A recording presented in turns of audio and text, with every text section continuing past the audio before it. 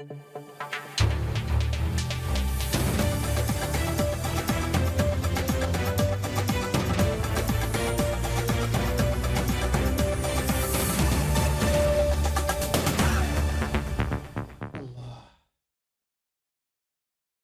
দর্শক, স্বাগত জানাচ্ছি আজকের সম্পাদকীয়তে। আমি আশিক মাহমুদ। পাকিস্তান না হলে বাংলাদেশ হতো না, মুক্তিযুদ্ধে বিরোধিতাকারীদের এমন মন্তব্য প্রতিবাদ হয়েছে আগেও। সর্বশেষ জামাতে ইসলামী সেক্রেটারি জেনারেল অধ্যাপক মিয়া গোলাম পরোয়ার বলেছেন, ৪৭কে অস্বীকার করে দেশের স্বাধীনতাকেই অস্বীকার করা হয়। প্রশ্ন এসেছে, বাংলাদেশের স্বাধীনতা কি ১৯৪৭-এ এসেছিল কি না? ক্ষমতাসীন দল বিএনপির এমপি রফিকুল ইসলাম জামাল সংসদে দাবি করেছেন, স্বাধীনতা বিরোধীদের রাজনীতি নিষিদ্ধের, মুক্তিযুদ্ধ ও স্বাধীনতা আন্দোলনের ইতিহাস নিয়ে এমন বিতর্ক কেন?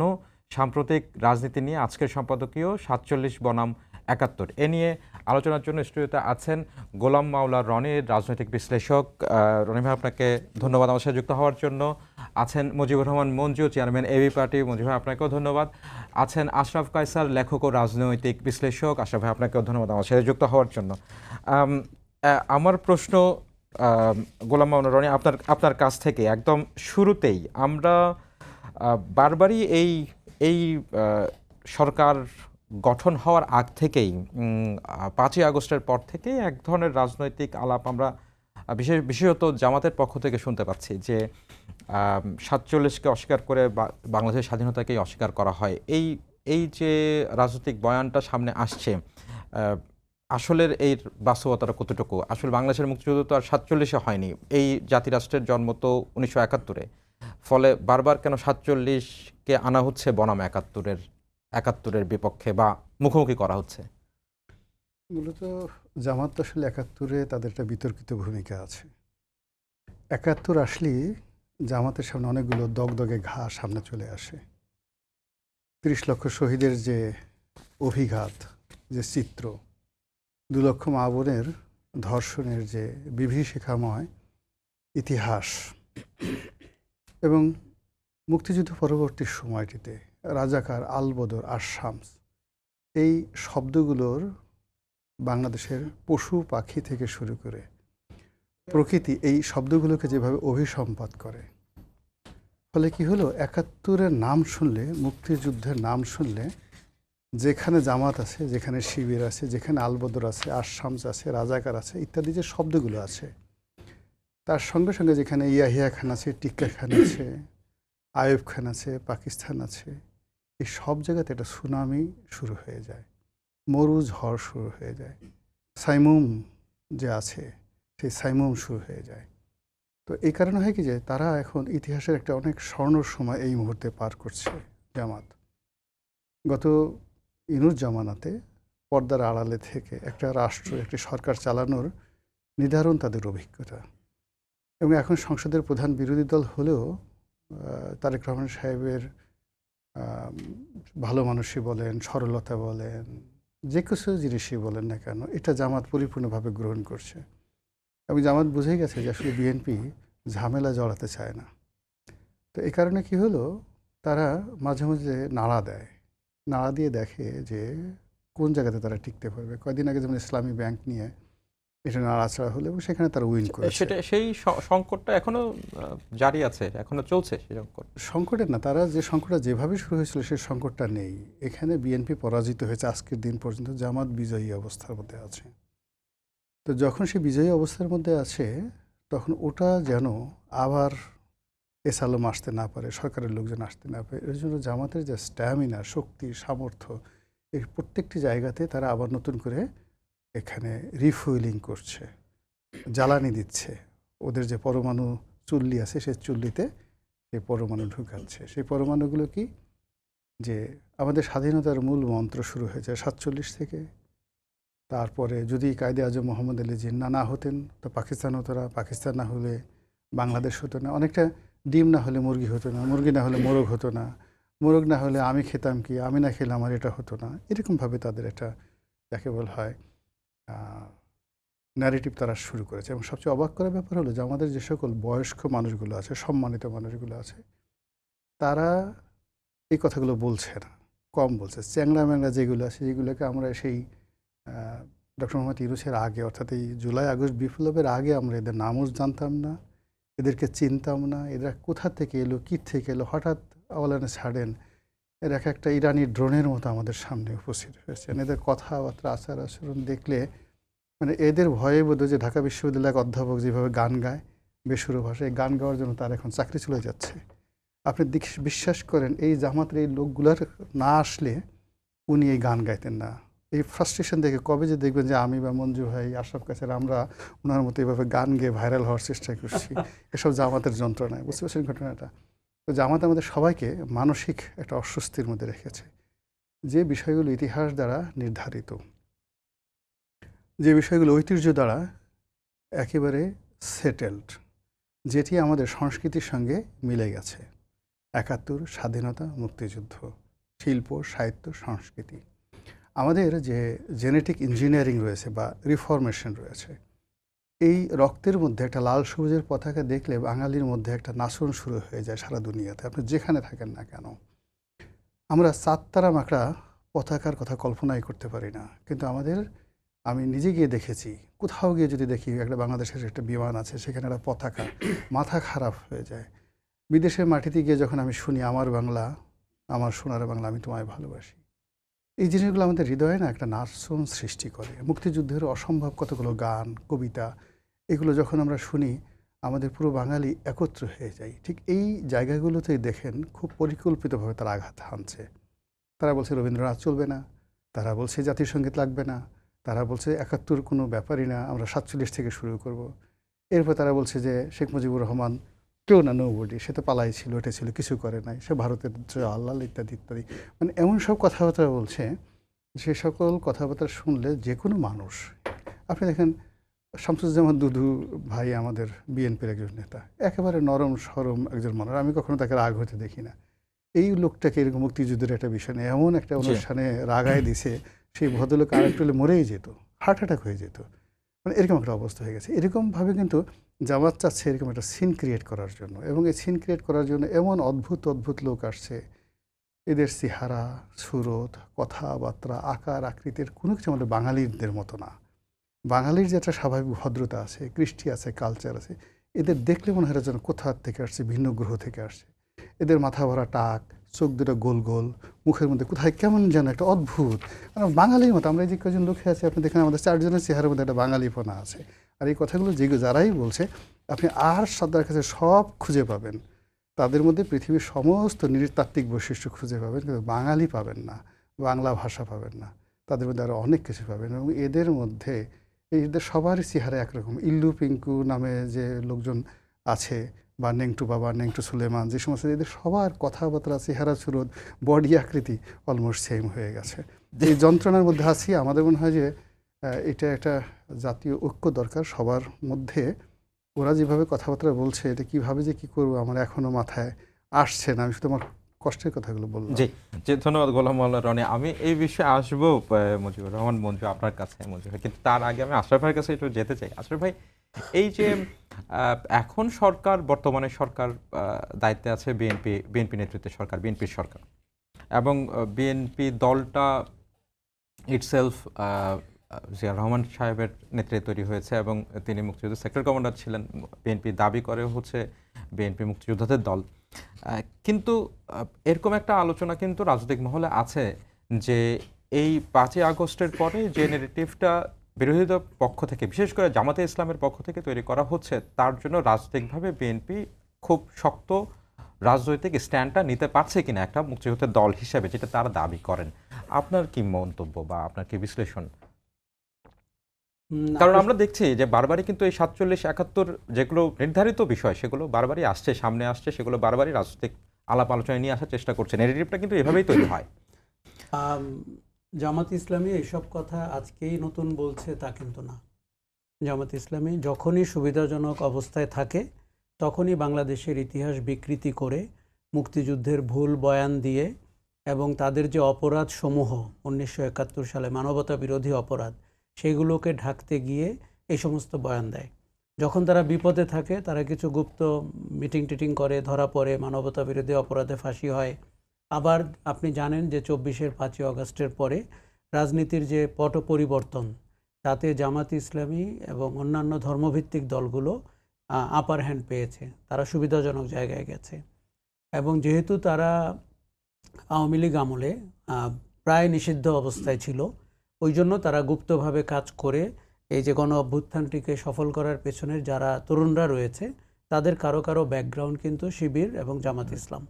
কাজে এই শক্তিতে বলিয়ান হয়ে, এবং জামাত বরাবরই যেই কাজটি করতে পারে সেটা হচ্ছে জনগণের রাজনীতিটি করে না, তারা প্রশাসনের রাজনীতি করে, পাওয়ারফুল গোষ্ঠীর রাজনীতি করে। এবং ইউনূস গভর্নমেন্টে বা অন্তর্বর্তী সরকারে আমরা জামাতের প্রত্যক্ষ প্রভাব দেখতে পেয়েছি, সরকারের ভেতরে, ওই সরকারের প্রশাসন পরিচালনায় এবং নীতি নির্ধারণে। এমনকি সরকারের বাইরে যে গুটিকয় ইন্ডিভিজুয়াল যারা মানে সরকারের অংশ ছিল না, কিন্তু সরকারের অনেক কার্যক্রম, নীতি এবং নিয়োগ ইত্যাদিতে ভূমিকা রাখছিল, তাদেরও সব জামাত ইসলামীর ব্যাকগ্রাউন্ডের লোকজন অথবা ওই মনোভাবাপন্ন। আপনি খেয়াল করবেন 5ই আগস্ট পর্যন্ত মানুষের যেই স্বতঃস্ফূর্ত আবেগ এবং সাহস ছিল, শেখ হাসিনা পালিয়ে গেছে, আওয়ামী লীগ পতিত হয়ে গেছে, 5ই আগস্টের পরে এই ব্যক্তিবর্গের কারণে, এই রাজনৈতিক দলটির কারণে এবং এই দলের প্রত্যক্ষ এবং পরোক্ষ কর্মীদের কারণে মানুষ কিন্তু হতাশ হতে শুরু করেছে। দেখুন, বাংলাদেশের মানুষ ভাত কাপড়ের চেয়ে কথা বলার স্বাধীনতা চায়। বাংলাদেশের মানুষ তার কৃষ্টি ঐতিহ্যকে নিয়ে বেঁচে থাকতে চায়। বাংলাদেশের আত্মপরিচয়ের একটা বড় স্তম্ভের নাম 1971 এবং মুক্তিযুদ্ধ। এখন আওয়ামী লীগ করেছে কি, আওয়ামী লীগ অপশাসন করে মুক্তিযুদ্ধকে একটা আওয়ামী বয়ানে দাঁড় করিয়েছে, শেখ মুজিবুর রহমানকে একমাত্র ব্যক্তি দাঁড় করিয়েছে, বাকি সবাইকে ছোট করে, এবং ধর্মনিরপেক্ষতার একটা ফ্যাসিবাদী প্রয়োগ করেছে। ফলে যেই 3টি পরিচয়ের কথা আমি বললাম, এইগুলো আওয়ামী লীগের কারণে বাংলাদেশে রাজনীতিতে বিতর্কিত হয়েছে, নষ্ট হয়েছে, মানুষ বীতশ্রদ্ধ হয়েছে। জামাতে ইসলামী যখন ভাবলো যে আমরা এখন ফাঁসি কাষ্ঠ থেকে বেরিয়ে গিয়ে, যেহেতু হাসিনা পালিয়ে গেছে, আওয়ামী লীগ পালিয়ে গেছে, আমরা আমাদের রাজনীতির প্রচারণাটি এখন করব, তখনই কিন্তু সোচ্চারভাবে এই কথাগুলো তারা বলা শুরু করলো। আমরা জামাতের অধিকাংশ লোককে 2 বছরের আগে দেখিও নাই, চিন্তামও না, এবং এদের সম্পর্কে আপনি খোঁজ করলে জানতে পারবেন তাদের যদি 71-এ তাদের যুবক বয়স থেকে থাকে তারা কি করতেন। তারা কার্ডধারী রাজাকার, আল বদর, আল শামস ছিলেন। এবং 71-এর পরে যাদের জন্ম, যারা পরবর্তীতে শিবির করেছেন এবং জামাতের কর্মী ছিলেন, তারা ওই মতাদর্শে বিলিভ করেন। দেখুন, 1971 শুধুমাত্র একটি ভুল জামাতের তা কিন্তু না, তার রাজনীতিটি ভুল। বাংলাদেশের রাজনীতিতে জামাত একটা বিস্ফোরা, কেননা বাংলাদেশকে পেছনে নিয়ে যাওয়ার জন্য, ধর্মভিত্তিক বাংলাদেশ তৈরি করার জন্য, নারী বিদ্বেষী বাংলাদেশ তৈরি করার জন্য এই জামাত ইসলামী কিন্তু, আপনি পাকিস্তানে খোঁজ নেন তাদের ইতিহাস কি এবং তাদের যিনি মূল নেতা তার বক্তব্যগুলো কি, ধর্মের সাথে জামাতের আদৌ কোনো সম্পর্ক আছে কিনা, এটি নিয়েও প্রশ্ন তোলা যায়। কিন্তু বিএনপি এত সংখ্যাগরিষ্ঠতা নিয়ে এসে এই রাজনৈতিক বয়ানের এগেনিস্টে বিএনপির রাজনৈতিক বয়ানটা শক্তিশালী করতে পারছে না কেন? মুক্তিযুদ্ধের পক্ষের বয়ানটা শক্তিশালী করতে পারছে না কেন? দেখুন, সমস্যাটা আমি আপনাকে একটা কথা বলি, বিএনপি বরাবরই বয়ান তৈরিতে খারাপ। বিএনপি জনগণের স্বতঃস্ফূর্ত ভোট পেয়ে নির্বাচিত হয়। বিএনপির মধ্যে সফট ন্যারেটিভ তৈরি করার, তাদের প্রতিষ্ঠাতা বাংলাদেশের একজন শ্রেষ্ঠ মুক্তিযোদ্ধা, কিন্তু তাদেরকে আওয়ামী লীগ আমলে বারবার শুনতে হয়েছে তারা মুক্তিযোদ্ধার দল না, এবং জিয়াউর রহমান ছিলেন পাকিস্তানের চর। কাজে বিএনপি এর পাল্টা যে বয়ানটি দাঁড় করাবে, আওয়ামী লীগ দেশের সংস্কৃতি অঙ্গনের 99% দখল করে আছে, অথবা এই অঙ্গনের লোকজন ব্লাড গ্রুপ আওয়ামী লীগ, তিনি নাটক করতে পারেন, গান গাইতে পারেন, সাংবাদিকতা করতে পারেন, কিন্তু দিন শেষে জমা খরচ দেয় আওয়ামী লীগে। আমি এমনকি মানবাধিকার কর্মীর নাম বলতে পারবো, তিনি তার সমস্ত প্রফেশনাল ক্রেডিবিলিটি জলাঞ্জলি দিয়ে শেখ হাসিনার বান্ধবী পরিচয়ে সমাজে প্রতিষ্ঠিত ছিলেন গত 15 বছর। তাতে করে আমি যেটা বিএনপির ইনহেরেন্ট প্রবলেম আপনাকে বলছি, সেটা হচ্ছে তার মধ্যে বয়ান তৈরি করার লোক নাই। তাদের মোটা দাগে মধ্যমানের কিছু লোকজন এই দলটির সাথে আছে, এবং তারা সংস্কৃতির সাথে ডিটাচড, তারা আপনার সফট ন্যারেটিভ তৈরি করতে পারে না, এবং আওয়ামী লীগ বারবার এই জায়গাটিতে আঘাত করেছে। এবার আপনাকে বলি যে জামাতে ইসলামীর এই প্রোপাগান্ডা, এই মিথ্যাচার, ইতিহাস বিকৃতি, এর সময় বিএনপির সুবর্ণ সুযোগ ছিল তার গায়ে যে আওয়ামী লীগ অন্যায়ভাবে বয়ান দাঁড় করিয়েছে সেটির পাল্টা বয়ানটি তৈরি করার বিএনপি পারেনি, এবং বিএনপি আগামীতে পারবে বলে আমার মনে হয় না। আমি সেখানে দক্ষ যোগ্য লোক দেখি না, এবং বয়ান তৈরি করার জন্য যেরকম প্রফেশনাল লোক দরকার সেরকম লোক তাদের নাই। আরেকটি ঘটনা ঘটেছে, জামাত তো বিএনপির জোটসঙ্গী ছিল দীর্ঘদিন, প্রায় 20-22 বছর, যদিও আওয়ামী লীগেরও ছিল একসময়, আওয়ামী লীগ সেটি গা থেকে অনেকটা মুছে ফেলতে চেষ্টা করেছে। কাজেই জামাতের সাথে বিএনপির সখ্যতা, আপনি জানেন আওয়ামী লীগ আমলে কিন্তু বিএনপি জামাত বলা হতো, মানে একা বিএনপি না, একা জামাত। হ্যাঁ। এবং এই আপনার গণমাধ্যমেই অনেক আলোচককে আমি একই কথা বলতে দেখেছি। বিএনপি এই অপপ্রচারের শিকার, এবং বিএনপির ভেতরে হয়তো অনেক মানুষ আছেন যারা জামাত ইসলামীর মনোভাবাপন্ন। এই দুটি দুর্বলতার কারণে আমার মনে হয়েছে যে বিএনপি যে শক্ত অবস্থানটি নিতে পারত, সেই শক্ত অবস্থান নিতে পারছে না। দেখুন, আজকে যেই নেতা এসব বলেছেন 47, কারণ কি? কারণটা হচ্ছে যে তারা 71-এ কোনো ঠাঁই পান না। 71-এ তাদের নারী ধর্ষণের বর্ণনা বেরিয়ে আসে, 71-এ বুদ্ধিজীবী হত্যার বর্ণনা বেরিয়ে আসে, 71-এ ইয়াহিয়া খানের সাথে অথবা আপনার সামরিক কমান্ডারদের সাথে গণহত্যা কী করে করবে জামাতের নেতারা এই মিটিং করেছেন, এই ছবিগুলো সামনে চলে আসে। ফলে তাদের জন্য এটা একটা অস্বস্তির জায়গা। আবার যখন চাপে পড়ে তারা কিন্তু দলের নাম চেঞ্জ করে, যখন চাপে পড়ে তারা কিন্তু বলতে চায় যে ক্ষমা হয়তো একভাবে চেয়েছি, মানে কথার মার পেঁচে এই রাজনীতিটি করতে চায়। আমি আবারও বলি, মানুষকে তারা রাজনীতির অংশ করে এই দেশের রাজনীতির চূড়ায় যাবেন বা ক্ষমতায় যাবেন, এটি কিন্তু তাদের প্ল্যান না। তারা বারবার ওই পেছনের দরজায় গুপ্তভাবে প্রশাসনকে নিয়ে সেনাবাহিনীর ভিতরে ঢুকে ইত্যাদি ইত্যাদি করে জামাত ইসলামী একটা রাজনৈতিক কূটচাল করছে। এবার যে দুর্ঘটনাটি ঘটলো সেটি হচ্ছে যে ধরেন তরুণদের নেতৃত্বে অভ্যুত্থানটি হলো, সেই তরুণদেরকে বিশ্বাস করে লক্ষ লক্ষ মানুষ রাস্তায় নামলো, এবং তারা কিন্তু 5ই আগস্ট পর্যন্ত প্রকাশ করে নাই তাদের কারো কারো যে জামাতের প্রতি ওরিয়েন্টেশন আছে, দুর্বলতা আছে, অথবা তাদের রিক্রুটেড কর্মী। এখন তারা আবার নির্বাচনের আগে বলল যে আমরা নিরাপত্তাহীনতায় ভুগছি, বলে জামাতের ছায়াতলে চলে গেল। গতকালকে আপনি যে সমাবেশটি দেখেছেন, মহিলারা হচ্ছে দ্বিতীয় শ্রেণীর নাগরিক, মঞ্চের নিচে বসে আছেন, উপরে বসে আছেন সব পুরুষরা, মাঝে বসে আছেন নাহিদ ইসলাম। তার মানে এই যে তরুণদের দল, এনসিপি বলি আর যাই বলি, এগুলো আসলে জামাতের বি টিম, এবং আরও সি টিমও আছে, ডি টিমও আছে। ওই প্রসঙ্গে আসবো, ওই না, প্রসঙ্গে তাতে করে একটা প্রশ্ন আছে সমস্যাটি আমার। হচ্ছে 24-এর যে গৌরব, 24-এর যে বিজয়, সেটি স্বাধীনতা বিরোধীদের ঝুলিতে চলে গেল, এবং অথবা স্বাধীনতা বিরোধীরা তার উপরে আশ্রয় প্রশ্রয় নেওয়া শুরু করলো।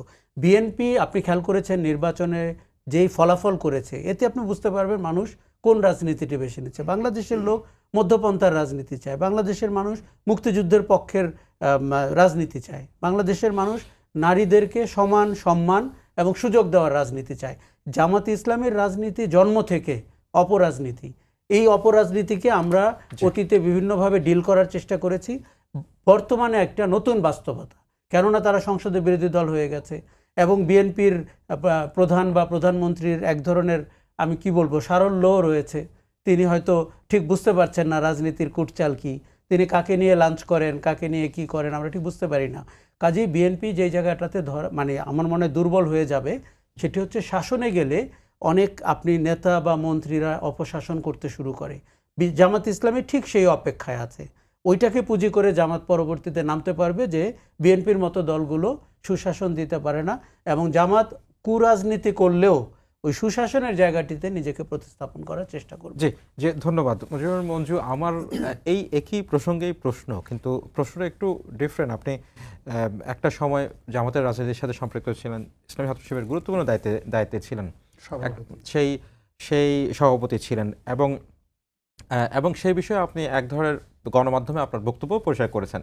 আমার প্রশ্ন সেটি নেই, আমার প্রশ্নটি হচ্ছে যে স্বাধীনতার এত বছর পরে এসে রাজনৈতিকভাবে জামাতের কেন প্রয়োজন হয় এখনও 47 বা 71-এর সাথে 47-এর একটা বয়ান তৈরি করে তার রাজনীতি করার, মানে জামাতের আরেকটি রাজনীতি তৈরি করা যাচ্ছে না কেন? এত বছর পরে এসেও জামাতের তার আরেক ধরনের রাজনীতি এস্টাবলিশ করা সম্ভব হচ্ছে না কেন? মানে যেটি বলছিলেন রনি ভাই, যে জামাতের তো একটা ইতিহাস আছে, কিন্তু এই ইতিহাসের বাইরেও সেই ইতিহাসকে স্বীকার করেও তারা কি পারতো না গত 54 বছর 55 বছরে জামাতের আরেকটি রাজনীতি তৈরি করা? তাদেরকে কেন বারবারই এই প্রশ্ন নিয়ে আসতে হয়? বাংলাদেশে যখন আপনি কখনো রাজনীতি করবেন এবং সেই রাজনীতির যদি আপনি প্রধান নিয়ামক হতে আসেন, তখন এই রাষ্ট্রের জন্মের বিষয়টাকে আপনাকে প্রশ্নের উত্তর দিতে হবে। জামাত যদি বাংলাদেশে আজকে একটা দুর্বল দল থাকতো, যেমন মুসলিম লীগ নিয়ে কারো কিন্তু কোনো কথা নাই, কিন্তু মুসলিম লীগ কিন্তু main stakeholder. Stakeholder ছিল, হ্যাঁ। মুসলিম লীগ নিয়ে দেখেন আমাদের মধ্যে কোনো আলোচনা নাই, কোনো উদ্বেগ নাই, উষ্মা নাই। হ্যাঁ, মুসলিম লীগ যদি আজকে এসে ক্ষমতার প্রতিদ্বন্দ্বী হতো তাহলে আমরা কিন্তু মুসলিম লীগকে ব্লেম করতাম যে যেই দলটা এই রাষ্ট্র চায় নাই, এই রাষ্ট্রের রাজনীতিকে স্বীকার করে নাই, এই রাষ্ট্রের অস্তিত্বকে স্বীকার করে না, সেই দলটার হাতে আমরা এই রাষ্ট্রের ক্ষমতা দিব কিনা, তখন কিন্তু প্রশ্নটা উঠত। জামাতের কাছে এই প্রশ্নটা বারবার এই জন্যই আসছে যে আমি এটা খুব উদাহরণ দিয়ে জামাতের নেতাদেরকে আমি এটা বলেছি যে দেখেন, আপনার বাড়ির পাশে একটা মসজিদ হচ্ছিল, ঠিক আছে, আপনি বলছেন যে এখানে মসজিদ হওয়া যাবে না, মসজিদ হওয়া ঠিক হবে না, আপনি বিরোধিতা করেছেন, কিন্তু আপনার বিরোধিতা সত্ত্বেও সেখানে একটা মসজিদ তৈরি হয়েছে, আপনি সেখানে নামাজ পড়তে যান, আসেন, অসুবিধা নেই, কিন্তু এখন আপনি চাচ্ছেন ওই মসজিদের ইমাম হওয়ার জন্য। যখন আপনি ইমাম হতে যাচ্ছেন তখন লোকেরা বলতেছে আরে তুমি তো এখানে মসজিদ হওয়ারই বিরোধিতা করছো, তুমি তো এটা ইমাম হতে পারো না। এটা হচ্ছে এখানে দর্শনগত জায়গায় জামাতের প্রবলেম। জামাত যদি আজকে অপাঙ্ক্তেয় একদম স্থবির দল থাকতো তাইলে দেখতেন আশরাফ কায়সার বলেন আর গোলাম মোল্লা রনি বলেন, ওনারা বলতেন যে এদেরকে এত গুরুত্ব দেওয়ার কি দরকার আছে। যেহেতু সে রাষ্ট্র ক্ষমতা, দেখেন জামাত কিন্তু ক্রমান্বয়ে ধীরে ধীরে ধীরে ধীরে জামাত 10টা সিট পেয়েছিল, কখনো 2টা সিট পেয়েছিল, কখনো 0, কখনো 3, কখনো 18। আজকে জামাত এসে এখানে প্রায় 68টার মতো, প্রায় 70-র কাছাকাছি, হয়তো ওই যে সহ এই সংরক্ষিত আসন সহ 70 পার হয়েছে, এসেছে। এটা কিন্তু একটা অর্গানিক গ্রোথ, অর্গানিক যাত্রা। তার এর মধ্যে দিয়ে তাকে প্রচুর মানে মোকাবেলা করতে, সে রাজনৈতিক পথ ধরে নির্বাচনের মধ্যে দিয়ে এসেছে। এখন একটা মৌলিক প্রশ্ন, এটা সত্য, আমি আশরাফ কায়সারের সাথে একমত হই যে জামাত কিন্তু বিভিন্ন সময় বিভিন্ন কথা বলেছে। যেমন জামাতের যেগুলো রেকর্ড করার কথা বলেছে, সে মুক্তিযোদ্ধারা হচ্ছে দালাল, ভারতের দালাল, মুক্তিযোদ্ধারা এরা হচ্ছে দুষ্কৃতিকারী, একদম এই ওয়ার্ডিংয়ের কথা আছে। ঠিক এই জামাতি আবার মুক্তিযোদ্ধাদেরকে বলছে যে তারা জাতির শ্রেষ্ঠ সন্তান। জামাতি বলছে যে শেখ মুজিবুর রহমান সে ভারতের এজেন্ডা বাস্তবায়ন করার জন্য ভারতের ফাঁদে পা দিয়ে দেশ স্বাধীন করেছে এবং সে পালিয়ে গেছে, যেটা বলা হচ্ছে যে সে পালিয়ে গেছে পাকিস্তানিদের সাথে আঁতাত করে। আবার আপনি দেখবেন মরহুম মতিউর রহমান নিজামী যখন ভাষণ দিচ্ছেন জাতির উদ্দেশ্যে নির্বাচনের সময়, বা পরবর্তীতে জামাতের আমি যখন বক্তব্য দিচ্ছেন, উনি বলছেন শেখ মুজিবুর রহমান হচ্ছে বাংলাদেশের, স্বাধীন বাংলাদেশের স্বপ্নদ্রষ্টা।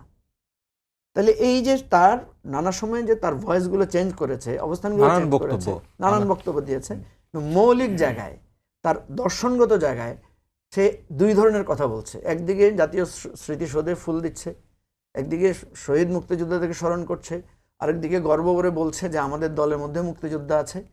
কিন্তু দর্শনগত জায়গায় সে এখনও যদি মনে করে যে বাংলাদেশ স্বাধীন হওয়া ঠিক হয় নাই, বা বাংলাদেশ স্বাধীন হয়ে আমরা দুর্বল হয়ে গেছি, দেখেন কয়েকটা বিষয় আছে। যেমন জুলাই অভ্যুত্থান নিয়ে কিন্তু এখনও তো 2 বছরও যায় নাই, আমাদের মধ্যে কিন্তু অনেক আক্ষেপ আছে, জুলাইয়ের অনেক হতাশা দুঃখবোধ আছে, কিন্তু জুলাই ভুল ছিল এটা তো আমরা কেউ বলছি না, ঠিক আছে।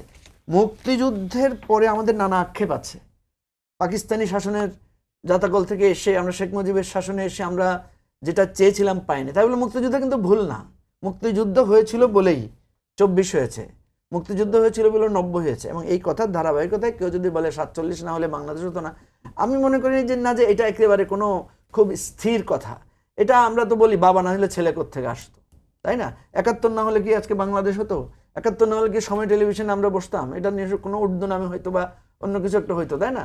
তো এনিওয়ে, আমি যেটা বলছি যে এখানে মৌলিক জায়গাটায় আমরা কখনোই এই জায়গাটাকে সবসময় ব্যবহার করা হয়েছে। আমি যেটা মনে করি যে দেখেন, জামাতের বিরুদ্ধে বিএনপি, জামাতের বিরুদ্ধে আওয়ামী লীগ, কিন্তু আওয়ামী লীগ বিএনপি উভয় জামাতের সাথে রাজনীতি করেছে। আপনি যখন একটা দলের সাথে রাজনীতি করেন, আপনি যখন একটা দলকে ক্ষমতায় নেন, একটা দলের সাথে পার্লামেন্টে বসেন, একটা দলের সাথে ক্যাবিনেট শেয়ার করেন, এরপরেও যদি বলেন যে স্বাধীনতা বিরোধী, তাহলে প্রশ্ন রাখতে হবে তাহলে স্বাধীনতা বিরোধীর সাথে রাজনীতি করবেন, তাকে দেশের রাজনীতিতে অংশগ্রহণ করতে দিবেন, নাকি হ্যাঁ ঠিক আছে রাজনীতিও করব আবার তাকে স্বাধীনতা বিরোধী হিসেবে তাকে আমি ট্রিটও করব। এটাও এক ধরনের পলিসি হতে পারে।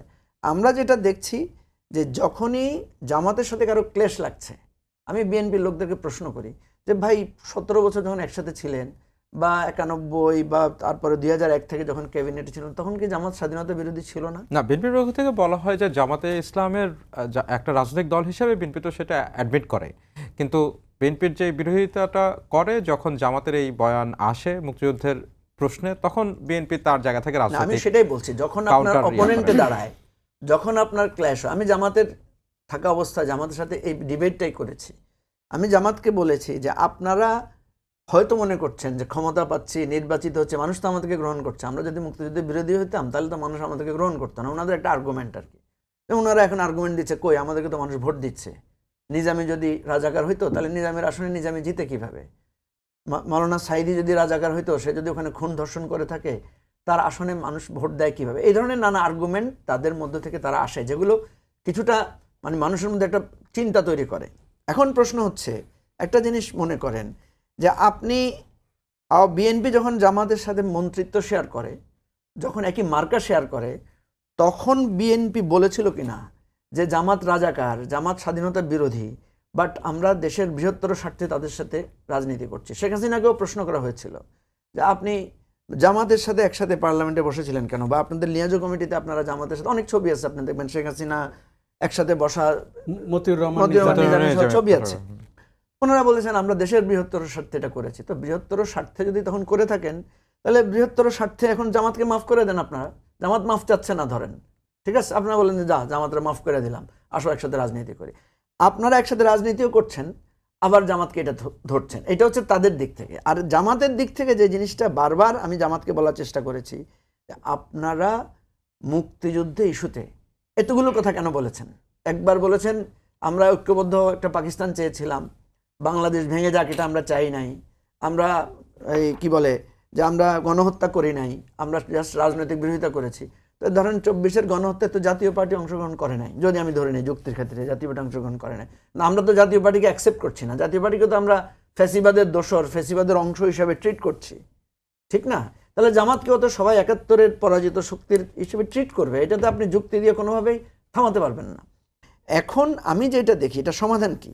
এটার সমাধান হয় সকল দল মিলে বলবে যে যেহেতু জামাত এত বছর ধরে করছে না, আমরা অনেক সময় করি না যে এই ঠিক আছে একে আমরা আলাদা করে রাখলাম, বা তাকে আপনারা সবাই এই ব্যাপারটা নিয়ে আমি মনে করি একটা পলিটিক্যাল সলিউশন আসা দরকার। দেখেন এখন কিন্তু 71-এর পরে এসে এখন আমরা আরেকটা নতুন অধ্যায়ে ঢুকে গেছি, সেটা হচ্ছে 24-এর গণহত্যা। 71-এর মূল স্বাধীনতা যুদ্ধে, পৃথিবীতে বহু দেশ তো হয়েছে যুদ্ধ ছাড়াই স্বাধীন হয়েছে না? হয়েছে। আমাদের এখানে যুদ্ধ হয়েছে, আমাদের এখানে গণহত্যা হয়েছে। এই গণহত্যা যখন হয়, যুদ্ধ যখন হয়, তখন কিন্তু আপনি আর একটা পক্ষ আলাদা হয়ে যায়, মধ্যখানে থাকার কোনো কি থাকে না, স্কোপ থাকে না। আপনি রাজনৈতিক কারণে বিরোধিতা করেছেন নাকি করেছেন, কারণ ওই গণহত্যার দায় কিন্তু আপনার কাছে আসবে। আজকে যে সমস্ত আওয়ামী লীগের লোকেরা বলছে যে আমরা তো মানে এই গণহত্যার দায় আমাদের নাই, যতক্ষণ আপনি আওয়ামী লীগকে সাপোর্ট করবেন ততক্ষণ গণহত্যার দায় আছে। যেটা আশরাফ কায়সার বলেছেন যে এখনকার যুগে কেউ যদি জামাতকে সাপোর্ট করে তাহলে সে 71-এর তার উপরে আসবে, কারণ সে যদি ওই ফিলোসফিটাকে কি করে, আফল করে। হ্যাঁ, আফল করে। এই জায়গাটায় আমি যেটা মনে করি যে এই বিতর্ক আমাদেরকে কোথায় এনেছে, যেমন আমি দেখছি যে একটা প্রশ্ন যে দলটা স্বাধীনতার বিরোধিতা করেছে সেই দলটা আবার শক্তিশালী হলো কেন? পৃথিবীর কোনো দেশে কিন্তু এই অদ্ভুত জিনিস আপনি দেখবেন না, হয়তো দুই একটা খুবই এক্সেপশনাল থাকতে পারে। জামাত স্বাধীনতা বিরোধিতা করেছে, সেই সত্ত্বেও বাংলাদেশে সে রাজনীতিতে পপুলার হয়ে আজকে প্রধান বিরোধী দলের জায়গায় এসেছে। সেটার একটা রাজনৈতিক আলোচনা করে, রাজনৈতিক মহলে আলোচনা করে হচ্ছে যে আওয়ামী লীগ যেভাবে করে মুক্তিযুদ্ধকে ব্যবহার করার চেষ্টা করেছে বিগত বছরের পর বছর, সেটি আসলে এক ধরনের ব্যাকফায়ার করেছে রাজনীতিতে। আশিক, আপনি জাস্ট এই পয়েন্টটাই আমি বলতে চেয়েছি, 71-কে বা মুক্তিযুদ্ধকে আওয়ামী লীগ যেভাবে ব্যবহার করেছে, ইভেন জামাতকে 71 নিয়ে যেভাবে ব্লেম করার চেষ্টা করা হয়েছে, ঠিক আছে ওকে, কিন্তু মানুষ যখন দেখছে, আমি একটা কথা বলি যে 71-এ আমাদের কথা কি ছিল? 71-এর কথা ছিল শোষণহীন সমাজ হবে, আমরা অগণতান্ত্রিকতা মানব না, আমরা স্বাধিকারভাবে কথা বলবো, নিজের মাটির উপর দাঁড়িয়ে আমার মানে ন্যায় ইনসাফের উপর আমি দাঁড়াবো, এই ধরনের প্রত্যাশাই তো। এখন মানুষ যখন দেখে যে আওয়ামী লীগ মুক্তিযুদ্ধের কথা বলে, সে তো মুক্তিযুদ্ধের অঙ্গীকারই রক্ষা করে না, মুক্তিযুদ্ধের চেতনা বহির্ভূত কাজ করে, তখন স্বাভাবিকভাবেই জামাতে স্কোপটা পায়। দেখছেন আমরা না বলছিলাম মুক্তিযুদ্ধ, দেখছেন মুক্তিযুদ্ধের নামে কি হচ্ছে, তখন জামাতে স্কোপটা পায়। আবার একইভাবে জামাত যখন দেখে যে জামাতের মুক্তিযুদ্ধ বিরোধী জামাত, এটা ঠিক আছে, কিন্তু জামাতের সোশ্যাল ভ্যালু, জামাত মানুষের উপকার করে, নামাজ পড়ে, ভালো কাজ করে, তাদের লোকেরা সৎ, তাদের লোকেরা যোগ্য, আপনি দেখবেন জামাতের এমপিদের ব্যাপারে পারসেপশন কি, এই ধরনের একটা পারসেপশন জামাত তৈরি করতে পারছে, মানে তো এখন এই পারসেপশন সফলভাবে তৈরি করতে পেরেছে। আপনি মুক্তিযুদ্ধ বিরোধী, কিন্তু মুক্তিযুদ্ধের যে এসেন্স সেই এসেন্সটা যখন আওয়ামী লীগের মধ্যে না পেয়ে, বিএনপির মধ্যে না পেয়ে জামাতের মধ্যে পায়, তখন নতুন প্রজন্মের লোকেরা চিন্তা করে যে ঘটনা কি, এরা মুক্তিযুদ্ধের বিরোধী, কিন্তু মুক্তিযুদ্ধের মাধ্যমে আমরা যেটা অর্জন করতে চেয়েছিলাম, ন্যায়, ইনসাফ, সততা, নিষ্ঠা, এটা দেখি জামাতের মধ্যে আছে। এই কারণে জামাত এই কাউন্টার বেনিফিটটা পেয়েছে। এখন কথা হচ্ছে, আপনি জামাতকে শুধু স্বাধীনতা বিরোধী বলে তাকে ঠেকাইতে পারবেন না। তাকে স্বাধীনতা বিরোধী বলার পাশাপাশি স্বাধীনতার চরিত্র যেটা আপনার মধ্যে থাকা দরকার, সেটা আপনার মধ্যে কম্পিটিশন আসতে হবে। সেই রাজনৈতিক চরিত্র আসতে জামাতকে হবে। রাজনৈতিকভাবে রাজনীতির মানে আদর্শ দিয়ে, নৈতিক চরিত্র দিয়ে মোকাবেলা করতে পারলেই আপনি তাকে হারাইতে পারবেন। আদার দেন জামাত দিনকে দিন শুধু পাওয়ারফুল হবে। জি, ধন্যবাদ। গোলাম মোহাম্মদ রনি, একটু একই প্রসঙ্গে বা তার সাথে একটু সামঞ্জস্যপূর্ণ একটা প্রসঙ্গে যাই। সেটি হচ্ছে যে এই যে আমরা যেটি জুলাই গণঅভ্যুত্থানের মধ্যে দিয়ে নতুন একটি সরকার আসলো, সেই সময় কিন্তু একটা ঐক্যবদ্ধ জাতি আমরা দেখতে পেয়েছি। আওয়ামী লীগের বিরুদ্ধে পুরো দেশের মানুষ এবং সকল রাজনৈতিক দল এক হয়ে হচ্ছে সেই আন্দোলনটা করেছে, এবং তার মধ্যে দিয়ে একটা রাজনৈতিক দলও তৈরি হয়েছে, এনসিপি। মাত্র অল্প কিছুদিনের মধ্যে সেই দলটি জাতীয় সংসদের পার্লামেন্ট মেম্বার হয়েছে, টোটাল এখন 8 জন সংসদ সদস্য। কিন্তু এই প্রশ্নটা কিন্তু বারবারই আসছে যে এনসিপিকে যেভাবে করে, দুটি প্রশ্ন, এনসিপিকে যেভাবে করে একটি বিকল্প রাজনৈতিক দল হিসাবে পুরো দেশের মানুষ দেখতে চেয়েছিল, সেটা কি এনসিপি হতে পারলো কিনা, নাকি সেটি জামাতের মধ্যে এক ধরনের বিলীন হওয়ার পথে, এই আলোচনাটা আছে রাজনৈতিক মহলে। আর আরেকটি হচ্ছে জুলাইয়ের সেই গণঅভ্যুত্থানের রাজনৈতিক দলগুলোর যে ঐক্য, সেই ঐক্য দৃশ্য তো এখন আর আগের মতন আগের জায়গায় নেই, নানান কারণে নেই। তার দায়টা আসলে কাদের বেশি? প্রথমত আমি বলি যে আমাদের দেশে বেশ কয়েকটা গণ অভ্যুত্থান হয়েছে, বড় দুটো রাজনৈতিক হত্যাকাণ্ড হয়েছে। ৭৫ একটা হত্যাকাণ্ড হয়েছে, শহীদ প্রেসিডেন্ট জিয়াউর রহমানের একটা হত্যাকাণ্ড হয়েছে, এরশাদের পতন হয়েছে, বিএনপির পতন হয়েছে, আওয়ামী লীগের পতন হয়েছে গণ অভ্যুত্থানের মাধ্যমে। এবং আপনি যদি লক্ষ্য করেন যে এই যে জনগণের রোষ, রাগ, ক্রোধ, ক্ষোভ, প্রতিটি অভ্যুত্থানে আগেরটার সাথে জ্যামিতিক হারে পরেরটা বড় হয়েছে, ক্ষয়ক্ষতির পরিমাণ বড় হয়েছে, জনগণের অংশগ্রহণটা বড় হয়েছে। আমি খুব ভয় পাচ্ছি যে আমাদের যে পরবর্তী যে গণ অভ্যুত্থান, এটা জামাতের বিরুদ্ধে হবে। এবং আমি ভয় পাচ্ছি যে এই মুহূর্তে জামাত যে কর্মকাণ্ডগুলো করছে, তাদের আসলে তারা পয়েন্ট অফ নো রিটার্নে চলে গেছে। তাদের লোভ, তাদের লালসা, তাদের লিপ্সা। এখন এটা কেন, মানে আপনি কি কারণে এই কথা বলছেন যে জামাতের বিরুদ্ধে গণঅভ্যুত্থান হবে? আমি সেটাই বলছি। মূল ব্যাপার হলো যে এখন দেখুন, রাজনীতির ময়দানে অলমোস্ট 5 থেকে 6 কোটি লোক নিয়ে পুরো ময়দান ফাঁকা করে দিয়ে চলে গেছে আপনার যাকে বলা হয় আওয়ামী লীগ, নোমর। এবং আপনি যে কোনো স্বাভাবিক প্রক্রিয়া যদি রাজনীতি ধরেন, যদি তারা বিলীন না হয়ে যায়, অ্যাটলিস্ট 20 বছর লাগবে তাদের ফিরে আসতে। সো এই 20টি বছর আমাদের এই রাজনীতির ময়দানে 3টে বৃহৎ শক্তি, বিএনপি, জামাত এবং এনসিপি। এটা হলো বাস্তবতা। এখন এই 3টি দলের মধ্যে যেটি বলে যে জামাত যেটা মানে প্রমাণ করতে চায়, সেটা তারা খুব সৎ। বিএনপি চাঁদাবাজ, চাঁদা পড়ে পল্টনে, চাঁদা যায় লন্ডনে। বিএনপির যে নেতা, তাদের বিভিন্ন A team, B team, C team, D team জামাতের, তাদের মাধ্যমে যে ন্যারেটিভগুলো তারা তৈরি করছে বিএনপির বিরুদ্ধে, এই ন্যারেটিভে কি হলো, এই ন্যারেটিভে দেখবেন একটা সময় বিএনপি বিপর্যস্ত হয়ে পড়বে। এর কারণ হলো যে বিএনপি ন্যারেটিভ তৈরি করতে পারে না। বিএনপি যে কয়বারই ক্ষমতায় এসছে, প্রথমত প্রকৃতি তাদেরকে একটা সুযোগ করে দিয়েছে ফ্রম দ্য একদম টাইম বিগিনিং।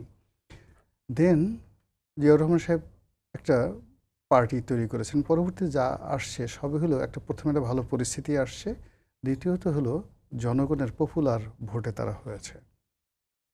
তো এখন ইতিহাসের সবচেয়ে দুর্বলতম অবস্থায় আছে বিএনপি। এর কারণ হলো যে 17টি বছর তারা সাংগঠনিকভাবে কিছুই করতে পারেননি, তাদের রাজনৈতিক নেতৃত্ব গঠিত হয়নি। তাদের যে সমস্ত এখন যারা নেতৃত্বে আছেন, একটা বিরাট অংশ তৃণমূলে ছিল, অন্য দল থেকে ছিল, দেশের বাইরে ছিল। এই 17 বছর না 19 বছর আপনি ধরেন, 2006 থেকে এই পর্যন্ত এই বাংলাদেশে যা কিছু হয়েছে প্র্যাকটিক্যালি, এখন যারা রাষ্ট্র পরিচালনা একদম কে পয়েন্টে আছে বিএনপির, তারা এই বিষয়গুলো জানেন না। This is the reality. আর জামাতের ব্যাপারটা হলো, এই জামাত এই 19 বছর ধরে 111-এর সময় তারা খুব ভালো অবস্থানে ছিল, 111-এর মঈনুদ্দিন ফখরুদ্দিন তাদেরকে হুজুর হুজুর করেছে। আবার ডিজিএফআই বলেন, এনএসআই বলেন, আওয়ামী লীগ বলেন, মানে এদের সাথে জামাতের একটা দ্বৈত রিলেশনশিপ ছিল পুরো 17টি বছর। ফলে তাদের বিরুদ্ধে মামলা হয়েছে, হামলা হয়েছে, সব কিছু হয়েছে, কিন্তু তারা ক্ষতিগ্রস্ত হয়নি। তাদের ব্রিডিং হয়েছে, তাদের সংখ্যা বেড়েছে। তারপরে আবার 18 মাস ডক্টর মোহাম্মদ ইউনূসের জমানাতে তারা ওই সময়টাতে এমন একটা পর্যায়ে পৌঁছে গিয়েছিল, তাদের যাদের ডি টিম বলা হয়, পি টিম বলা হয়, আপনি দেখেন ইউনূস জমানাতে যে সকল দুর্নীতি অনিয়ম হয়েছে, সেখানে 2001 থেকে 2006 পর্যন্ত আপনি যদি বিএনপির টোটাল দুর্নীতি ধরেন, সেই অনুযায়ী আপনি রেশিও ধরেন, সব রেশিও বাদ হয়ে যাবে এই 18 মাসের যে দুর্নীতিগুলো হয়েছে। অথবা ধরেন 17 বছরে টাকা পাচার থেকে অন্যান্য যে বিষয়গুলো হয়েছে, ইউনূস জমানাতে যে সমস্ত কথাবার্তা আমরা শুনছি, যা কিছু হচ্ছে, এটা মানে যাকে বলা হয় মানে অকল্পনীয়। কিন্তু এখন এই ঘটনাগুলোর জন্য আপনি সরাসরি জামাতকে দায়ী করতে পারছেন না, যেটা মঞ্জু সাহেব বললেন, সবাইকে অর্থাৎ জামাতকে যে আপনি দায়ী করবেন, সেই দায়ী করার জন্য আপনাকে যে ন্যারেটিভ তৈরি করতে হবে, ডকুমেন্টেশন করতে হবে, আপনাকে যে রাজনৈতিক প্রজ্ঞা থাকতে হবে, আপনার যে ফিলসফি থাকতে হবে, আপনার যে ইনোভেশন থাকতে হবে, ইনোভেটিভ পাওয়ার থাকতে হবে, সেটা এই মুহূর্তে বিএনপি সেই জায়গাটা মারাত্মক দুর্বল। ফলে কি হলো, জামাত বুঝতে পেরেছে তাদের আগে থেকে টাকা ছিল, সংগঠন ছিল, এবং এই অল্প সময়ের মধ্যে তার আরও ধনী হয়ে গেছে। তো যখন আপনার কৌশল থাকে, ধনী থাকে, এবং আরও একটা ব্যাপার আছে, যখন একটা মানুষ নিজেকে মনে করে যে আমি আসলে খুব খারাপ, তাহলে ও মানে বা সেই মানুষটি মূলত ইবলিসের চেয়ে পাওয়ারফুল হয়ে যায়। আবার যদি কখন মনে করেন যে একটা মানুষ মনে করে আমি সৎ, আমি খুব অনেস্ট, বাকি সব অনেস্ট, ওই মানুষটি আসলে একটা রোবটের চেয়ে ডেঞ্জারাস হয়ে যায়। একজন বিখ্যাত দার্শনিক, আমার এই মুহূর্তে মনে নেই, যে সেই মানুষের চেয়ে ভয়ঙ্কর কোনো মানুষ হয় না যার কাছে একটা বই আছে, সেই বইটা সে পড়ে না, নিজে ওটাকে খুব পবিত্র সেক্রেট মনে করে সারাক্ষণ সে মাথায় করে রাখে বা ওটাকে ঢাকনা দিয়ে ঢেকে রাখে। জামাতের অনেক যারা সিনিয়র নেতৃবৃন্দ রয়েছেন, সেই 1986 থেকে একেবারে গোলাম আজম সাহেব থেকে শুরু করে যারা শীর্ষ নেতৃবৃন্দ আছেন, অনেকের সঙ্গে আমার সৌভাগ্য হয়েছে দীর্ঘক্ষণ কথাবার্তা বলার জন্য। আমি তাদের মধ্যে কোনো পলিটিক্যাল ফিলসফি খুঁজে পাইনি। আমার দুর্বলতা, আমি জিজ্ঞাসা করেছি, কথা বলেছি, এবং এই ধারা আরও এখন আছে, সিনিয়র যারা লোক আছে, যে what is your political philosophy? আচ্ছা, what is your spiritual philosophy? আপনি যে ধর্মের যে ফিলসফি, আপনি কি মধ্যদিবাদ পছন্দ করছেন, আপনি ওয়াহাবিবাদ পছন্দ করছেন, আপনি ইবনে তাইমিয়া পছন্দ করছেন, না আপনি কী করছেন আসলে? What is your philosophy? তখন তারা করে কি, ওই ছোটো ছোটো বই, গোলাম আজমের 2-3টা বই লেখা আছে, আর তাফিমুল কোরআন ওইরকম হাতে একটা বিরাট ধরাই দেয়, আপনি এটা পড়েন। এই হলো তাদের মূল অবস্থা। তাদের মেইন যে জিনিসটা হলো একেবারে 99.99% তাদের আর্মস অ্যান্ড হ্যামুনেশন বলতে যেটা বোঝায় বিনয়ী ভাব। মনে হয় যেন তারা ভাজা মাছ টুলটাই খেতে যায় না, আপনাকে ধরবে, হ্যান্ডশেক করবে, চুমাচুমি করবে, গলাগুলি ধরবে, তারপর শেষে এরপর ধরে আপনাকে বুঝাবে যে আমি খুব ভালো মানুষ। এরপরে গোপনে আপনার বাসায় 10 কেজি আম পাঠিয়ে দেবে, একটা পাঞ্জাবি পাঠিয়ে দেবে, একটা জায়নামাজ পাঠিয়ে দেবে। তো এইভাবে মানুষকে সাইকোলজিক্যালি ব্ল্যাকমেল করা ছাড়া রাজনৈতিকভাবে মাঠে মাঠে আওয়ামী লীগের সাথে মার করবে, বিএনপির সাথে মারামারি করবে, 5 মিনিট তারা মারামারি করতে পারবে না কোনো জায়গাতে। রাজনৈতিক ডিবেটিং করবে। আপনি দেখেন, এই যে আমরা টকশোতে আসছি, আপনি দেখেন জামাতের এমন কোনো শীর্ষ নেতা নাই যেটা আমার বাসায় যায়নি। এমন কোনো শীর্ষ নেতা এখন নাই যে আমার বাসায় যায়নি, আমার সাথে তাদের দুঃসময় পরামর্শ করেছেন। কিন্তু আপনি টকশোতে দেখেন কেউ আসবে না। টকশোতে তারা এমন লোক পাঠিয়ে দেবে যেই লোকের সাথে এরা কেউ বসবে না। তাহলে মনে করেন যে তারা বার্গেনিংয়ে কেন আসছে না? এটা পলিটিক্যাল একটা প্ল্যাটফর্মে যেখানে শেখ হাসিনাকে আমরা আনতে পারছি, যেখানে আমরা মিডিয়া গিয়ে তারেক রহমান সাহেবকে প্রশ্ন করতে পারছি, আনতে পারছি, সেখানে জামাতের লোক যারা সিনিয়র যারা লোকজন আছেন তারা কেন আমাদের সাথে ডিবেটিংয়ে আসছে না? যখনই ডিবেটিংয়ে আসবে তখনই দেখবেন যে কিছু কিছু লোক আমাদের মধ্যে থেকে বের হয়ে আসবে, আপনার আসল ওপেন সিক্রেট হয়ে যাবে।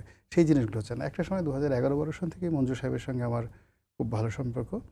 আমি যখন তার সঙ্গে আলাপ আলোচনা হলো, কথাবার্তা হলো, আমি দেখলাম যে তার মধ্যে অনেক প্রোগ্রেসিভ চিন্তাভাবনা আছে।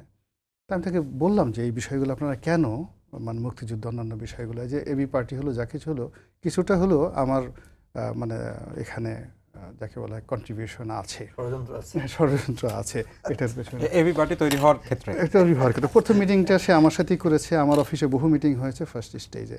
এর মূল কারণটা হলো এই এবি পার্টি যারা আছে তারা কিন্তু একটা প্রোগ্রেসিভ জামাতের কথা চিন্তা করেছে। মানে আমরা বাইরে থেকে যেটা করি যে ঠিক আছে কিছু কিছু বিষয় থাকুক, ইসলামাইজেশন থাকুক, কিন্তু কিছু কিছু বিষয় প্রোগ্রেসিভ চিন্তা ভাবনা করুক। কিন্তু অন দ্য আদার এন্ডে তারা যাদের রাজনীতি করে, জামাতে যারা লোকজন আছে, আমি জামাতের লোকদের বলছি, আচ্ছা ঠিক আছে, জামাতের আমিরদেরকে বলেছি, সেক্রেটারিদেরকে বলেছি বিভিন্ন সময়, আচ্ছা আপনি আমাকে বলেন তো, ইসলামের 1000 বছরের ইতিহাস, আপনারা যে আইডিওলজি বলেন, আপনার কি 53 বছর রাজত্ব করেছেন আলমগীর বা আলমগীর, আপনার তার সাথে সৎ হয়ে গেছেন? বলে না। আচ্ছা, বা আলমগীর ইচ্ছা করলে কি একটা ইসলামিক রাষ্ট্র করতে পারতেন না?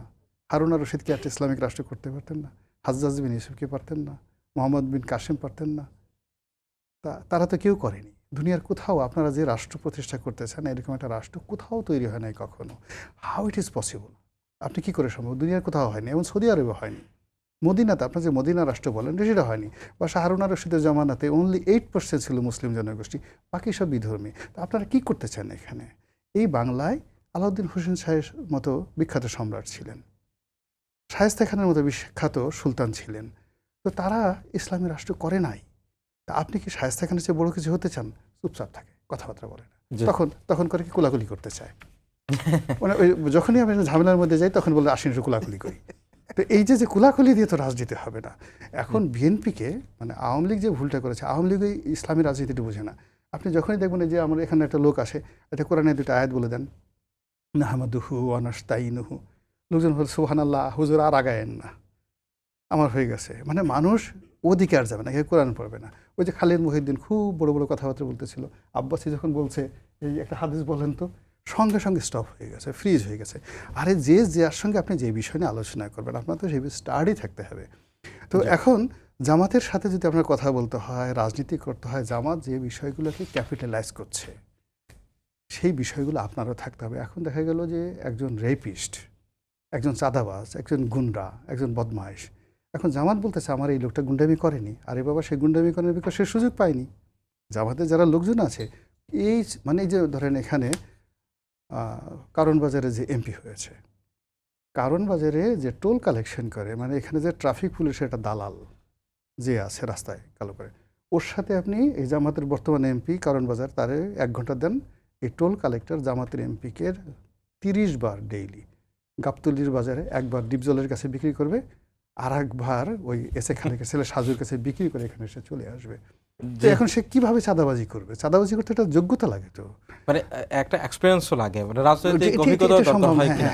এখন যেই লোক কিছুই করতে পারেনি, তাকে সামনে এনে ধরে দেখেন, এই দেখেন আমাদের একটা পুতলা।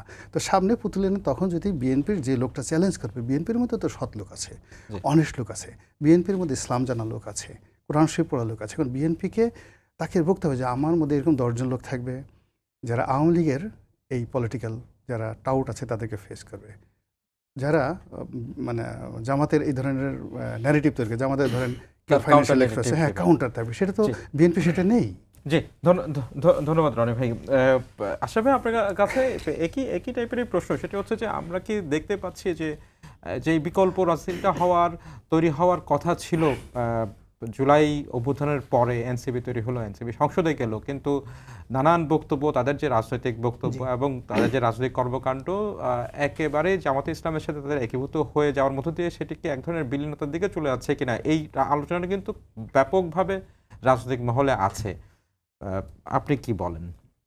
দেখুন, এনসিপি 2টি শব্দ আমাদেরকে বলেছিল, একটি হচ্ছে নতুন বন্দোবস্ত, আরেকটি হচ্ছে মধ্যপন্থা। এই 2টি শব্দের উপরে ভর করে তারা তাদের রাজনৈতিক, আমি যদিও এগুলোকে দর্শন বলছিলাম না, এগুলো আপনি চ্যাটজিপিটি দিয়েও খুঁজে বের করে আনতে পারেন, এনসিপির মধ্যে ওই প্রবণতাই আমরা দেখেছি। আপনি যদি মানে গত বছরের আপনার 25শে ফেব্রুয়ারি বা 28শে ফেব্রুয়ারি বোধ জন্ম হয়েছে এনসিপি যেই কথাগুলো বলে আমার মনে হয় যে 5ই আগস্টের পরে মানুষের দৃষ্টি আকর্ষণ করেছিল, বাংলাদেশ কিন্তু এখনও মুখিয়ে আছে ওরকম একটি অল্টারনেটিভ রাজনৈতিক প্ল্যাটফর্মের জন্য। এবং আমরা সবসময় দ্বিদলীয় অবস্থায় দেখেছি, আমরা কখনো মধ্যপন্থার একটা পরিষ্কার দল দেখতে পাইনি। এবং এনসিপির মধ্যে যেই কথাগুলো শুনে মানুষ আগ্রহী হয়েছিল, পরবর্তীতে তাদের কর্মকাণ্ড, তাদের দুর্নীতিতে জড়িয়ে পড়া, তাদের কারো কারো জামাত ইসলামী এবং শিবিরের ওরিয়েন্টেশন, এবং তাদের কারো কারো হেফাজতের মিটিংয়ে গিয়ে নারী বিদ্বেষী তীব্র কুরুচিপূর্ণ বক্তব্য দেওয়া, এবং কেউ একজন বিদেশি ডেলিগেট মহিলার সাথে হ্যান্ডশেক না করা, এগুলো দেখে আমাদের পরিষ্কার মনে হয়েছে যে এনসিপিকে মানুষ যা ভাবছে বা ভাবতে চেয়েছিল, এনসিপি সেই দলটি না। এনসিপি জামাতে ইসলামেরই একটি শিশু সংগঠন। তরুণ সংগঠন, এবং তারা শেষ পর্যন্ত নির্বাচনের আগে প্রমাণও করেছে যে তারা নিরাপত্তার নাম অজুহাত বলুক আর যাই বলুক, তাদের সখ্যতা জামাতের সাথেই, এবং জামাতের রাজনীতিকেই তারা সাবস্ক্রাইব করে এবং প্রেসক্রাইব করে। আপনি ঘুরিয়ে ফিরিয়ে খেয়াল করে দেখুন, তাদের মধ্যে ওই নতুনত্ব নাই, তাদের মধ্যে মধ্যপন্থার সেই আভাস নাই, তাদের মধ্যে নতুন রাজনৈতিক বন্দোবস্ত তৈরি করার যে এই রাজনীতিটি আমরা দেখতে চেয়েছিলাম সেটি তারা করে নাই। তারা অত্যন্ত অল্প দামে দ্রুত তাদের অভ্যুত্থানের একুইটি বিক্রি করে কেউ কেউ সংসদে একটি চেয়ার পেতে চেয়েছেন, কেউ কেউ ওয়েস্ট ইন্ডিজে হাঁসের মাংস খেতে চেয়েছেন। মানে আমাদের একটা দুর্ভাগ্যের জায়গা হচ্ছে এত অল্প বয়সে এত নষ্ট হয়ে যাওয়া তরুণ আমরা অতীতে খুব কম দেখেছি, এত অল্প বয়সে। তখন কি হয়েছে, তখন মানুষ, দেখুন একটা কথা বারবার বলি, রাজনীতিতে ধরেন 24-এ যেই কোটি মানুষ রাস্তায় নেমেছিল তাদের মধ্যে এখন হতাশা তৈরি হয়েছে না, তাদের মধ্যে না পাওয়া তৈরি হয়েছে না। এই যে আওয়ামী লীগ তৈরি হয়েছে, এবং একই সাথে বলা হচ্ছে যে এই যে জাতীয় ঐক্যের বিষয়টি ছিল সেটির মধ্যে যে অনৈক্য আসলো, এই নানান প্রসঙ্গ আপনি যা আলোচনা করছেন এগুলো আসলো, তার কারণেই আবারও এখন এই অল্প সময়ের মধ্যে আওয়ামী লীগ ফিরে আসা না ফিরে আসা এই আলোচনাগুলো হচ্ছে। আমি আপনাকে বলি, আওয়ামী লীগের 15 বছরের শাসন শুধুমাত্র জোর করে শাসন করা না, তার একটা অর্থনৈতিকভাবে লাভবান গোষ্ঠী তৈরি হয়েছিল। তিনি ব্যাংক খুলে দিয়েছিলেন লুট করার জন্য, তিনি ভিন্নমতের মানুষকে আয়নাঘর গুম খুন করে বেনজিরের মতো দানব তৈরি করেছিলেন। হাসিনা বাংলাদেশে যত ধরনের অপকর্ম আছে, অপশাসন আছে, অপরাজনীতি আছে, সব করে তার তো এমনিতেই দলটির সমর্থক আছে এবং কখনো কখনো অন্ধ সমর্থক আছে। কারণ আপনি এখন পর্যন্ত একটি সমর্থককেও অনুশোচনা করতে দেখেন নাই। আপনি চোখের সামনে গুলিবিদ্ধ হয়ে তরুণরা মারা গেল, তারা মনে করে যে এটা ষড়যন্ত্র। কাজে এইরকম আমরা কিন্তু বাংলাদেশে অনেকগুলো ইউনিক জিনিস ডিল করি, তার মধ্যে একটি হচ্ছে আওয়ামী লীগের সমর্থক।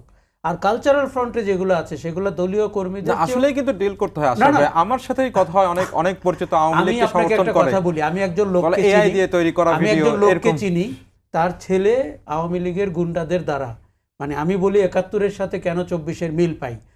71-এ যেরকম মিলিশিয়া ছিল জামাতের লোকরা, রাজাকার, আলবদর, আলশাম, তাদের পোশাকও ছিল, তাদের আইডি কার্ডও ছিল, এটা মঞ্জু ভাই নিশ্চয়ই, বেতন ছিল।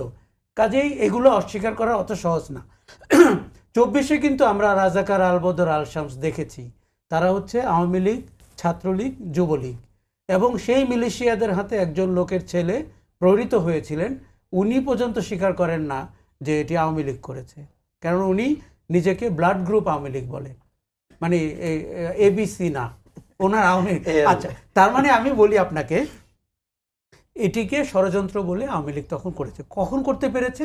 যখন দেখেছে 24-এর নায়করা আসলে নায়ক না, আসলে তারা মুখোশ পরা নায়ক ছিলেন, তাদেরকে আমরা নায়ক ভেবেছিলাম, তারা আসলে ভিলেন, কেননা তারা অপরাজনীতির বাজারজাত করতে এসছে ইন এ ডিফারেন্ট ক্যাপসুল, সেটা হচ্ছে এনসিপি। কিন্তু তারপরেও কি হচ্ছে একটা 17 বছরে যে স্বৈরশাসন ব্যবস্থা তাকে উৎখাত করার জন্য এই এনসিপির তরুণ নেতৃত্বের যে ভূমিকা রাজপথে, সে তাদেরকে সেটাই তো অস্বীকার করার কোনো আমরা কেউ সেটি অস্বীকার করতে চাই না।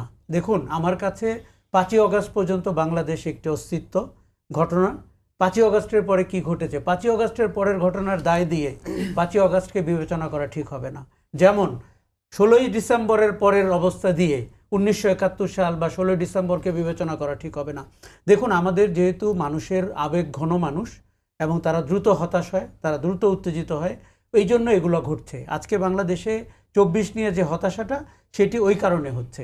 দেখুন, 24-এর নায়করা যদি ভিলেন হয়ে ওঠে, আপনি মেনে নিলেন যে ইতিহাসে এরকম হয়েছে, এবং 24-এর পরে আওয়ামী লীগের ফ্যাসিবাদী রাজনীতির বিপরীতে একটি জামাত ইসলামের অপরাজনীতির বিকাশ হয়েছে, এটি আপনি ফ্যাক্ট হিসাবে মেনে নিলেন। কিন্তু যেই মানুষের সন্তান হারিয়েছে, যিনি পঙ্গু হয়েছেন, তিনি আসলে কি পেলেন? তিনি তো রাজনীতির গুণগত মানের পরিবর্তন চেয়েছিলেন। আপনি যে প্রশ্নটি করলেন, সেখানে গুণগত মানের কোনো পরিবর্তন হয় নাই।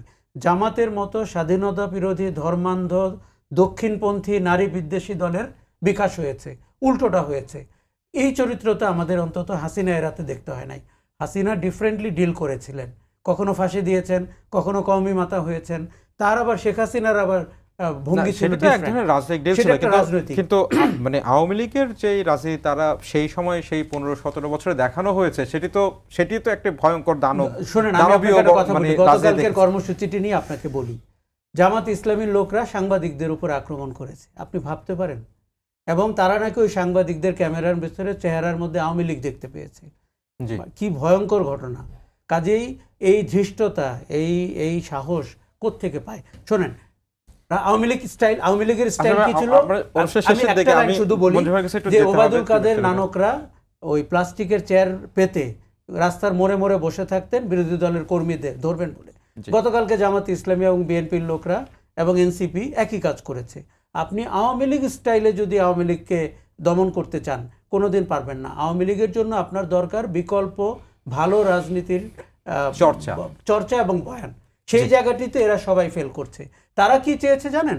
আওয়ামী লীগের ফেলে যাওয়া জুতায় পায়ের মাপে হোক বা না হোক ওই জুতা নিয়ে সরকারে যাব। শোনেন, জামাত ইসলামী অর্থনৈতিকভাবে দুর্নীতিগ্রস্ত না, এটি এখন সত্যি না। এটি গত নির্বাচনের সময় টাকা সহ ধরা পড়ার পরে এবং তাদের অন্যান্য, শোনেন, দল যখন ছোট থাকে তখন অনেক কথা বলা যায়, দল যখন বড় হতে শুরু করে এখন আমরা তাদের চেহারা চরিত্র দেখতে পাচ্ছি। ৭১ না বললেও তাদের অপরাজনীতির চেহারাটি কিন্তু এখন মোটামুটি পরিষ্কার। জি জি, ধন্যবাদ আশরাফ ভাই। মঞ্জু ভাই, একটি প্রশ্ন, সেটি হচ্ছে আপনার এনসিপির যে রাজনীতি, সেই রাজনীতির কারণেই কি আসলে আওয়ামী লীগের মানে এনসিপি, জামাত ইসলাম, বিরোধী দল এবং সরকারি দল এই সব কিছু মিলে যে রাজনৈতিক অনৈক্য আমরা দেখছি রাজনীতির মাঠে, সেই কারণেই কি আওয়ামী লীগের ফিরে আসা না ফিরে আসা এই আলোচনাগুলো আবার প্রায়র হচ্ছে, নাকি এটার এলিমেন্ট সমাজের মধ্যে ছিলই যে আলোচনাটা আওয়ামী লীগের অংশ থেকেও করা হয়? আমি একটা ছোট্ট ক্লারিফিকেশন দেই। রনি ভাই বলেছিলেন যে আমাদের সময় কিন্তু অল্প, দল গঠনের খুব সম্ভবত আমরা 2 মিনিট পাবো। দল গঠনের আগে আমরা বিভিন্ন রাজনৈতিক লোকদের সাথে মত বিনিময় করেছি, তার মধ্যে রনি ভাই একজন ছিলেন। আমরা বুঝতে চেয়েছি যে আমরা নতুন রাজনীতির আকাঙ্ক্ষাটা বাংলাদেশে আছে কিনা। সেই দৃষ্টিতে আমি এটার সাথে যদি লিঙ্ক করি, দেখেন এনসিপি আজকে যেটা সামনে এসে হাজির হয়েছে তার পেছনে কিন্তু আরও একটা ইতিহাস আছে। সেটা হচ্ছে, আপনি যদি হিসাব করেন দেখবেন কিছু রাজনৈতিক দলের উত্থান ঘটেছে মাঝখানে, যেমন নাগরিক ঐক্য, তারপরে হচ্ছে আপনার গণসংহতি আন্দোলন, রাষ্ট্র সংস্কার আন্দোলন, গণ অধিকার পরিষদ, এবি পার্টি, এনসিপি। হ্যাঁ, এই যে একটা ব্যাচ অফ পার্টি আপনি দেখতে পাচ্ছেন, এই পার্টিগুলোর মূল কনসেপ্টটাই ছিল যে একটা মধ্যপন্থার রাজনীতি, যে রাজনীতিটা হবে জাতীয় ঐক্যকে সামনে রেখে এবং আমাদের দেশে যে বিভেদটা তৈরি হয়েছে, একটা হচ্ছে ধর্মকে কেন্দ্র করে, একটা হচ্ছে মুক্তিযুদ্ধকে কেন্দ্র করে এবং মতাদর্শিক বিভেদ, এই সব কিছুর জায়গা থেকে একটা মধ্যপন্থী রাজনীতিক উত্থান, যেটা আমরা জিয়াউর রহমানের মধ্যে দেখেছিলাম, কিন্তু বিএনপি সেই জিনিসটা উত্তরাধিকার আকারে রক্ষা করতে পারে নাই। এখন এই ভ্যাকুয়ামটা বাংলাদেশের রাজনীতিতে আছে, যেটা থাকার কারণে এই গণ অভ্যুত্থানের প্রেক্ষিতে যেটা এনসিপি যে ক্যাশটা করতে পেরেছে এবং এই রেসে আপনি দেখবেন আমরা কোথায় কোথায় হারিয়ে গেছি। যেমন নাগরিক ঐক্যের মান্না ভাই দেখবেন অনেকদিন ধরে রাজনীতি করছে, কিন্তু আমাদেরকে কি বলা হয় যে আপনাদের নেতা কই, আপনাদের সাপোর্টার কই? একটা নতুন দল করতে হলে তো ভাই হঠাৎ করে একদম সময় নেই। আপনি আমাকে সময় কম দিয়েছি। আমি যেটা বলছি সেটা হচ্ছে, আমি আশরাফ কায়সার ভাইয়ের সাথে একটু দ্বিমত করি। হ্যাঁ, এনসিপির এখন যেটা দেখছি, এখানে আমরা অনেক সীমাবদ্ধতা দেখেছি, অনেক স্খলন দেখেছি, কিন্তু যেই নতুন রাজনীতির আকাঙ্ক্ষা, এটা কিন্তু ক্ষতিগ্রস্ত হয় নাই। এই নতুন রাজনীতি বাংলাদেশে দাঁড়াবে, ওইটাই দাঁড়াতে পারতো না যদি বিএনপি, আওয়ামী লীগ বা জামাত যদি বিকল্প আকার হাজির হতো। কিন্তু আমি সেজন্য বলছি হতাশ হওয়ার কিছু নাই। এটার সাথে একমত, আকাঙ্ক্ষা একেবারে শেষ হয়ে যায় নাই, বাট আমি মনে করি এটা আবার ঘুরে দাঁড়াবে। এই ছিল আজকের শপথ। আগামীকাল আবারও দেখা হবে একই সময়ে। শুভরাত্রি।